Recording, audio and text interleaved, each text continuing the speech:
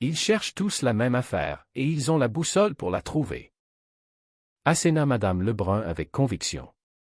Mais voyons donc, maman, là. Mais non, il veut juste sortir pour parler. Ah oui, pour parler, hein. Bien, on va jaser. Ma fille Barbara s'est trouvé un nouveau prospect. Intervint une voisine. Un vrai pot de colle. Ne dites pas ça, Madame Dufour. Je l'ai rencontré, c'est un très bon gars. Encore un menteur, hein. C'est un gentleman. Ah oui, un gentleman, hein. Comment tu qualifies ça, un gentleman? Il t'ouvre la porte. Est-ce qu'il enlève son manteau? Il tire la chaise quand tu t'assois, toi? Bien oui. Il veut juste voir ce qu'elle cache. Margot, les yeux brillants de malice, se pencha en avant. Les gars ne sont pas tous des maniaques sexuels. Tu paries que oui, ma chérie. Tu paries que oui, hein, pas vrai, Margot. L'année passée. L'année passée, on est allé au cinéma, tu t'en souviens? Oui, oui, bien, on sait quoi, le film, là. Le lauréat. On était toutes belles, nous autres, hein. On était toutes bien arrangées, nos cheveux.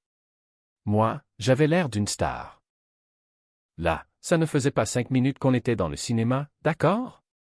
5 minutes. Ah, non, je ne suis pas capable d'en parler. Pas capable, moi, ça m'émeut. Raconte-le donc, toi, Margot. J'étais là. D'accord, s'exclama Margot. Il est arrivé, il est rentré, et il s'est assis juste à côté de moi. Juste à côté. Ça ne faisait pas 5 minutes qu'elle était là. Qu'est-ce qu'il fait? Hein? Qu'est-ce qu'il fait? Il sort sa chose. Oh, mon Dieu! S'écria l'assistance, partagée entre l'horreur et le rire. Oui. Et il sent. Ah oui, donc. Fait que là, Margot, elle me dit. Regarde, gentleman, regarde. Je lui jette juste un petit coup d'œil. Vraiment juste un petit coup d'œil. Il a un dessin. Quoi? Il jouait avec. Pauvre Margot. Elle était dégoûtée, elle. J'étais dégoûté. Confirma Margot. Mais là, pourquoi vous n'avez pas changé de place? Demanda Carole. On ne pouvait pas, il se servait de la main de Margot. Plaisanta l'une d'elles, déclenchant l'hilarité générale. C'est une farce. C'est une farce, Margot. Mais moi, là. Moi, c'est à cause des malades comme lui que je ne sors jamais sans ça. Madame Lebrun sortit un objet noir de son sac. C'est un pistolet paralysant. Lui, s'il s'était assis à côté de moi, là, je l'aurais électrocuté. Après ça, on se demande comment ça se fait qu'elle n'est pas capable de se trouver un homme. Des vibrateurs.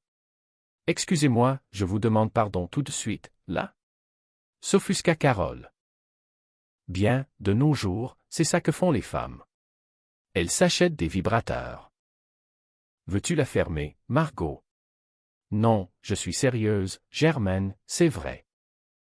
Ça se peut que je m'en achète un, moi aussi. Prends ça pour un qui roule au diesel. Margot, tu viens au marché en autobus? Non, je viens en vibrateur. Les rires fusèrent de plus belle, réchauffant l'atmosphère de la cuisine. Le téléphone sonna, interrompant la joie. Oui? Allô, est-ce que je suis à la clinique externe? Oui, j'appelle pour prendre des nouvelles de Monsieur Lebrun. Adélard, Lebrun. Lebrun. Comme dans Lebrun. C'est lui, ça, oui. Il est très généreux, ce qu'il a fait. Hein? Regarde, il est à côté de vous, là. Passez-le-moi, s'il vous plaît. Puisqu'elle avait entendu Carole parler de ses cours universitaires, elle décida de s'improviser médiatrice. J'ai suivi tes cours de psychologie en cachette en lisant tes livres. Carole. Annonça fièrement Germaine dans le salon réaménagé pour l'occasion avec des chaises en cercle. Je pourrais vous offrir une séance de psychothérapie familiale positive. Carole faillit s'étouffer avec son verre d'eau. De la psychothérapie, maman? Tu n'es pas sérieuse. Mais Germaine avait déjà rassemblé Bruno et Geneviève. Elle voulait que tout soit parfait, officiel. Elle demanda même où étaient les étiquettes avec les prénoms pour que chacun puisse se présenter. Comme elle l'avait lu dans le premier chapitre du manuel de sa fille. La discussion autour des étiquettes devint rapidement le centre d'un débat comique et passionné. Carole, agacée par l'intrusion de sa mère, refusait catégoriquement d'utiliser des étiquettes. « Nous sommes 4, maman, on se connaît tous. Pas besoin d'étiquette pour dire « Bonjour, je m'appelle Bruno », s'exclama Carole. Mais il y a une procédure à suivre pour la guérison de l'âme, insista Germaine, gesticulant avec passion.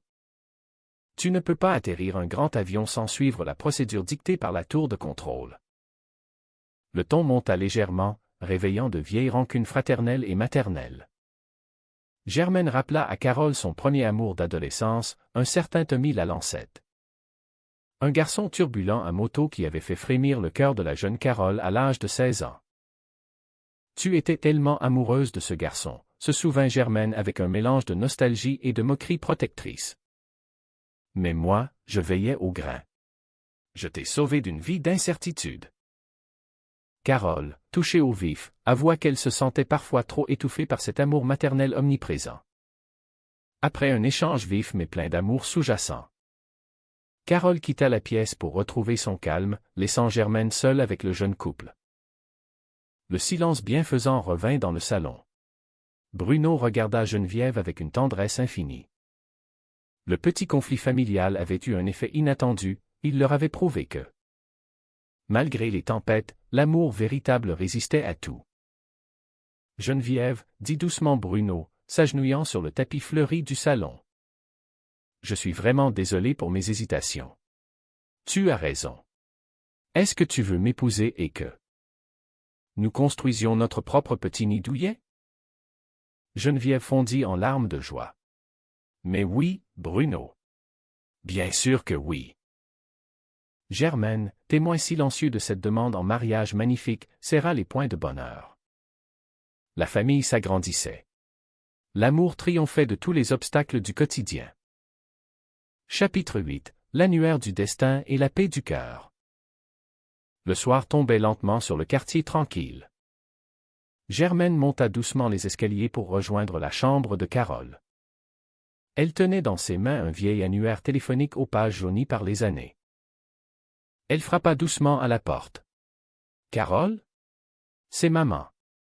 Est-ce que je peux entrer? » Carole, apaisée après leur petite querelle, lui sourit. « Viens, maman. » Germaine s'assit au bord du lit. L'air théâtral avait disparu. Remplacé par la douceur authentique d'une mère qui ne souhaite que le bonheur inconditionnel de son enfant. Elle tendit à Carole un petit morceau de papier soigneusement découpé. « Qu'est-ce que c'est, maman? » demanda Carole, curieuse. « C'est un numéro de téléphone, ma belle. Le numéro de Tommy Lalancette. » Carole écarquilla les yeux, stupéfaite. « Tommy? Mais pourquoi me donnes-tu cela? Tu le détestais. » Germaine eut un sourire plein de sagesse et de malice bienveillante. « Tu sais comment on apprend les choses dans la vie. J'étais à mon cours de relaxation douce l'autre jour. Assise à côté de mon amie Margot. Elle me parlait justement de lui. Il traverse une période difficile. Sa femme est partie il y a 2 ans. Le laissant seul pour élever ses 2 adorables petits-enfants. Je sais très bien ce que c'est. La difficulté de se retrouver seul avec une famille à charge. Elle posa une main douce sur celle de sa fille. Je me suis dit. Peut-être qu'un petit coup de téléphone de ta part, en tout bien tout honneur. Juste pour prendre de ses nouvelles, ça lui ferait un grand bien au moral. Parfois. Entendre une voix du passé, une voix amicale, c'est comme un baume sur le cœur.